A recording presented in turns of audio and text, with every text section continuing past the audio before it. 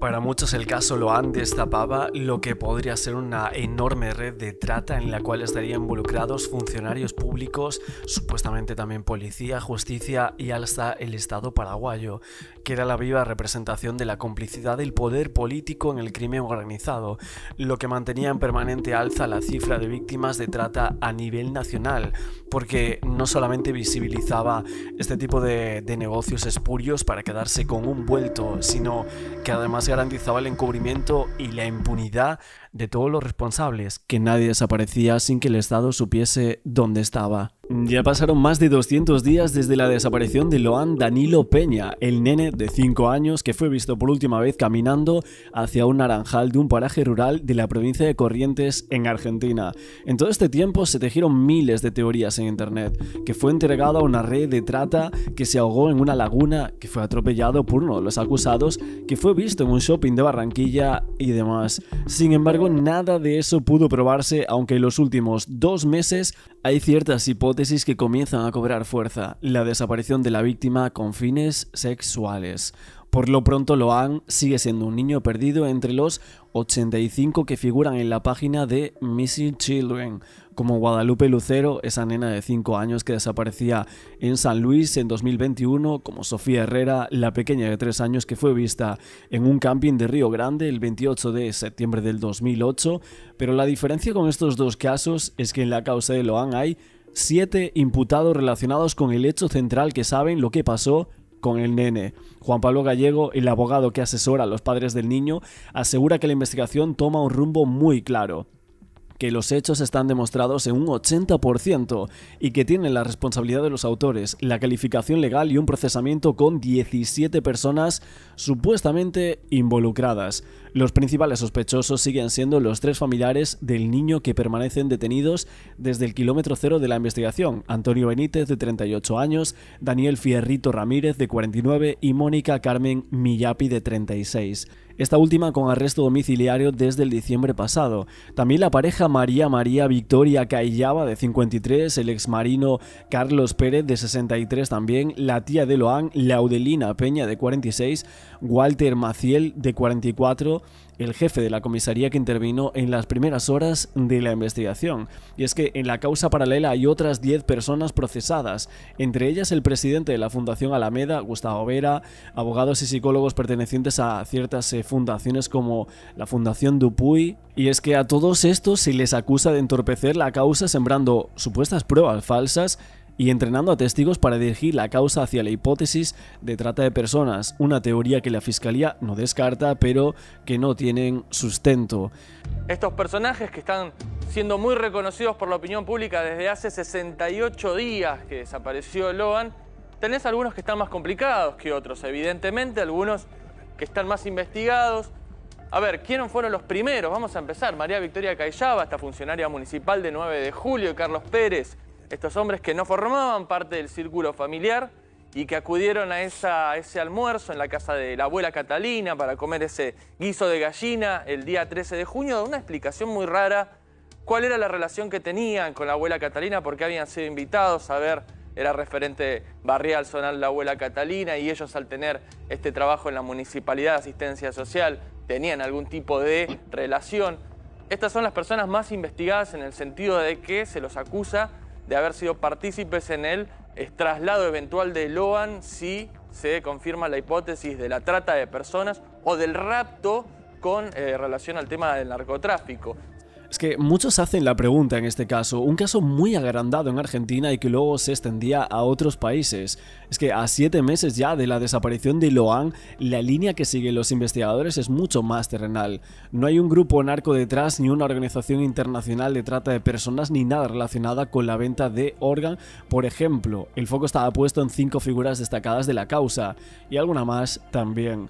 La sospecha es que Laudelina era la supuesta organizadora y el nexo con la exfuncionaria Cayaba y su marido, el exmilitar Pérez. Fue la que convocó a todos al recordado almuerzo familiar de ese jueves 13 de junio en la casa de la abuela Catalina, después de aquella reunión previa que se llevó a cabo unos días antes. También la que coordinó la salida al Naranjal y la que estuvo en contacto telefónico con la pareja cuando desaparecía el menor. Decían que Laudelina había visto cuando Pérez y Cayaba se llevaban a Loan.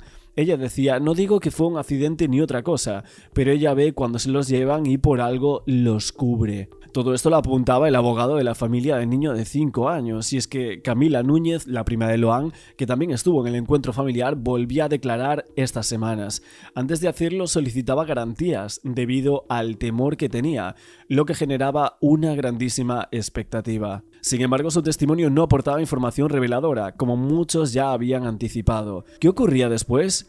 Es que es una grandísima pregunta porque los investigadores están convencidos de que Loan no salió de Corrientes, ni siquiera llegó a la provincia de Chaco, como algunos creían en algún momento. Lo que suponían es que lo subieron a la Ford Ranger de Callaba y Pérez, eso sí, no estaba claro si vivo o muerto.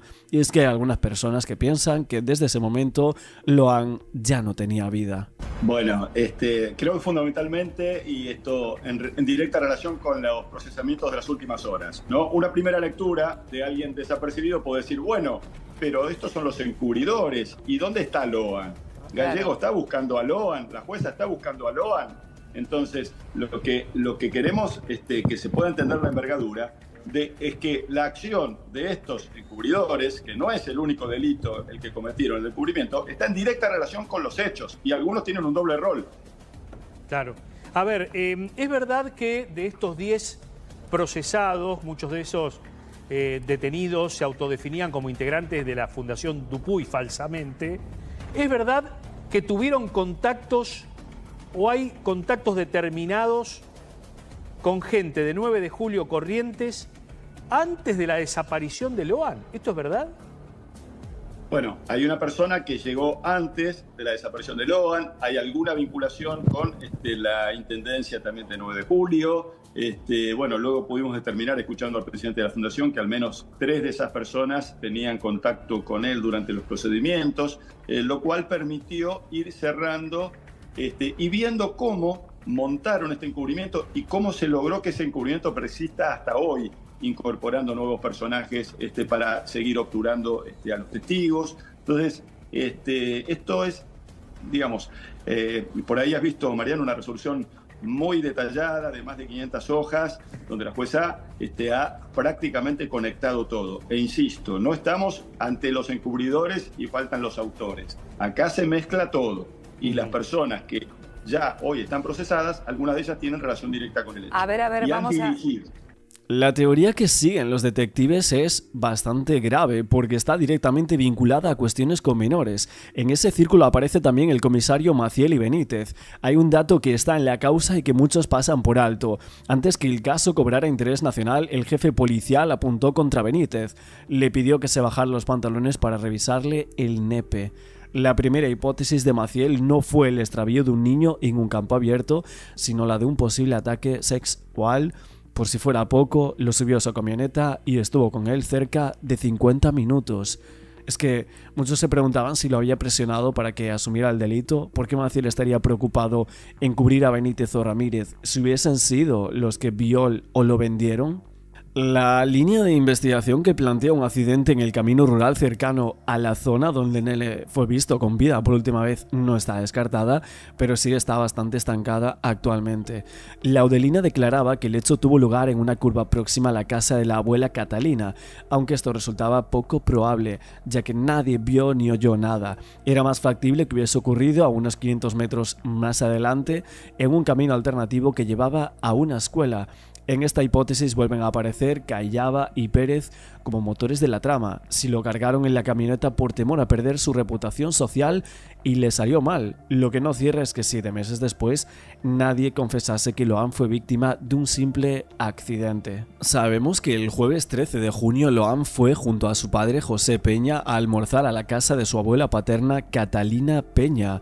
Estaba ubicada en el paraje El Algarrobal, una zona rural, ese 9 de julio de la provincia de Corrientes, y durante los primeros días de la búsqueda la única pista que se seguía fue la del menor que se había perdido luego de haber ido hasta un naranjo a buscar frutos junto a su tío Antonio Bernardino Benítez y un matrimonio amigo, Daniel Ramírez y Mónica Millapi, 3 adultos que participaban en la comida y que se encontraban detenidos con prisión preventiva acusados de abandono de persona, algo así como los que seguimos el caso de Liam Payne, que recordamos que también había pues algunos imputados que estaban acusados de abandono de persona como Rogelio Nores. Ahora que la causa está bajo la investigación de la Justicia Federal, los fiscales que la llevan adelante trabajan la hipótesis de que se trata de criminalidad organizada.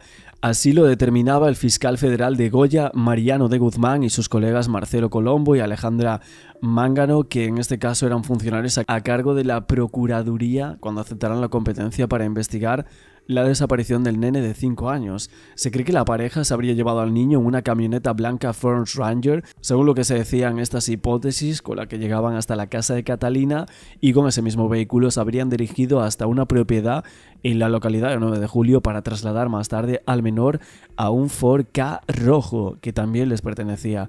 Con ese auto el matrimonio viajaba al día siguiente del almuerzo a Resistencia en Chaco, y es que las sospechas que hay en algún punto del recorrido habrían entregado a Lohan a una organización de trata que podría haberlo cruzado a Paraguay. Si se confirma la hipótesis del rapto con fines de explotación, restaba definir si el niño fue elegido al azar por esa organización investigada o hubo una planificación previa que podría ser muy grave. De todos modos, aunque para la justicia hay pruebas de que Pérez y Cayaba se llevaron al niño, aún no se puede determinar qué hicieron después de irse de las cercanías de la casa de la abuela de Lohan. Tanto en la camioneta como en el Ford Ka rojo se encontraron rastros de olor del niño desaparecido. Decían que fue una prueba trascendente que determinaba la presencia de olor de Lohan en los vehículos de Pérez y Cayaba, en la camioneta en menor medida y en 100% en aquel Ford Ka. Esto se relaciona con el tiempo que permanecía Lohan en cada vehículo. Ya desde que se inició la búsqueda de Lohan, 6 personas quedaron detenidas con prisión preventiva. Uno de ellos era Antonio Bernardino Benítez, el tío político, pareja de la hermana de su padre. Era uno de los adultos con quien el menor habría ido a buscar las naranjas, motivo por el cual fue el primer detenido acusado por abandono. Después estaba Daniel Fierrito Ramírez, amigo de Benítez, participaba en aquel almuerzo, habría ido al Naranjo con Lohan y estaba acusado de ese abandono de persona. También Miyapi, pareja de Ramírez. Sí, efectivamente estamos en un enero muy agitado, después de primero una etapa inicial con muchas hipótesis espectaculares y la nada misma. Creo que en esta etapa hemos logrado afirmar el proceso, identificar a los responsables, tenerlos procesados, reconstruido en gran medida los hechos, y a propósito de esto, en estas horas ha declarado Camila, ha dado un detalle bastante concreto, está muy asustada. Por estas horas se está definiendo entre la jueza y los fiscales si se la va a proteger como testigo para que pueda conducirnos a esa verdad, o bien se la interroga nuevamente en iguales condiciones, porque claro, tiene obligación de decir la verdad y ahora ha manifestado que conoce una verdad que no reveló, ¿no? Pero ha sido bastante concreta en remarcar cómo fue el preparativo, que hubo un almuerzo previo al almuerzo del 13 de junio, que estuvieron Miyapi, Ramírez, Benítez y Laudelina. Ella nos marcó claramente cómo Laudelina, caminando con ella, le marcan el camino a Miyapi, a la señora Miyapi, para llevarse a Lohan, y finalmente retenerlo Ramírez. Ella cuenta con mucha precisión que una vez que inventan esto de la desaparición de Lohan o empiezan a cruzarse llamados entre uno y otro, el que nunca aparece es Ramírez, que es evidentemente quien hace entrega del niño, ¿no? Y bueno, hoy la expectativa está fijada en Pérez y Cayaba como quienes habrían sido los receptores, y esperamos que Camila apunte a completar este tramo. Es que hace unos meses atrás se decía que se enrarecía muchísimo el caso del niño Lohan con teorías de todo tipo de muerte y de contradicciones, que la versión de que Lohan fue atropellado tenía muchas inconsistencias y que hasta el abogado de los señalados ya la había descartado. Laudelina Peña declaraba que el excapitán castrense Carlos Pérez y su esposa María Victoria fueron los responsables de haber atropellado a Lohan, lo que provocaba su muerte. Sin embargo, no se encontró el cuerpo del menor, por lo que aún era una teoría sin comprobar. Al respecto, el director nacional de normativa y el enlace judicial del ministerio, Fernando Soto, informaban que llevaban a cabo los rastrillajes en un tiradero de basura para confirmar o descartar esas teorías hace unos meses. Decían que se tenía que acreditar esta hipótesis era correcta o cierta, que no bastaba la confesión, que el encubrimiento cuando había un delito más grave llegaba a 6 años de prisión y que el homicidio culposo cuando había abandono también llegaba a 6 años. No obstante, José, el hermano de Loan, estaba seguro que su tía Laudelina mentía y trataba de encubrir a los implicados en esa principal línea de investigación que apuntaba a que el niño era víctima de trata. Decía, si Laudelina quería declarar, ¿por qué esperó tanto? No lo explicó, es todo muy extraño.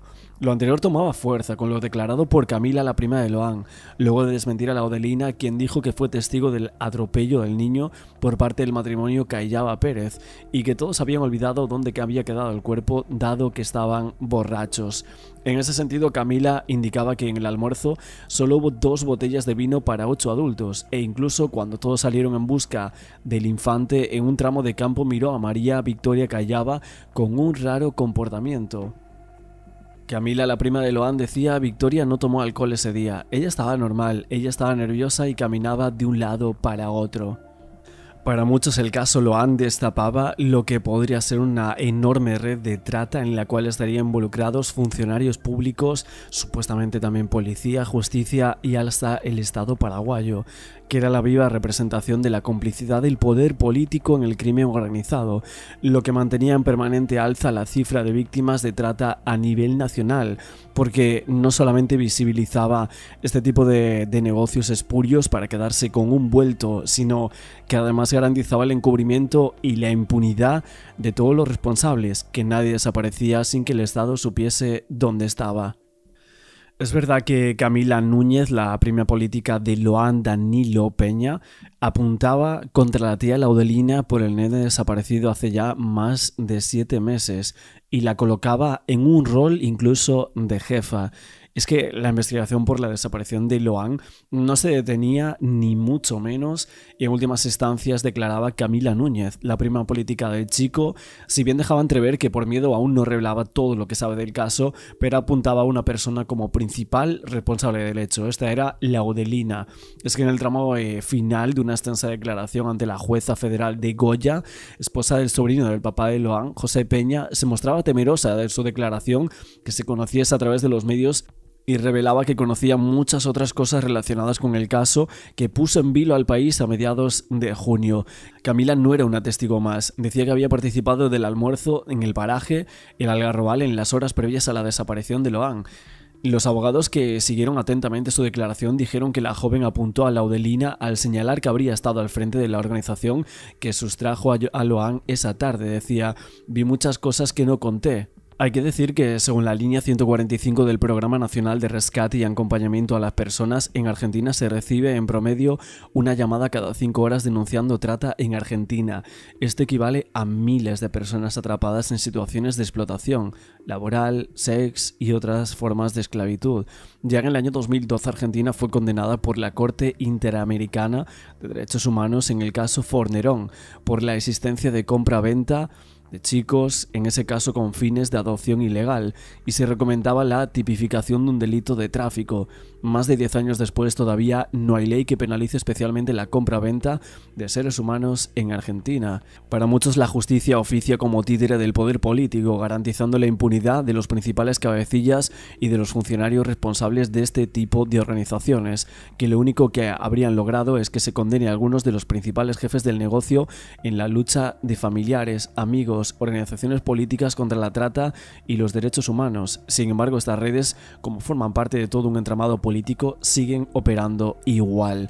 Por ejemplo, en 2012, bajo el gobierno kirchnerista de José Alperovich, que hoy fue condenado por abus, en la provincia de Tucumán se sustanció un juicio por la desaparición de Marita Verón, con 13 imputadas e imputados, todos eslabones intermedios de una red que nunca se había desmantelado. Es que hay muchos que siguen pensando que al nene lo vendieron a una red de trata, pero que aquí lo que pasa es que está metida la política supuestamente. es que el país entero seguía conmocionado por la desaparición de Loan, ese niño correntino de 5 años que había sido visto por última vez el 13 de junio en ese almuerzo familiar. Germán, la abuela Catalina había dicho, lo dijo en una nota acá en Andino en las Noticias, que María Victoria Callava era su prima. ¿De eso tenemos alguna prueba o es simplemente un término como comadre? Claro, es el término. A ver, ¿qué se dice la abuela Catalina? La abuela Catalina tenía muchísima relación con... Era como una referente zonal. ¿Qué hacía? Tiraba el cuerito, hacía curaciones.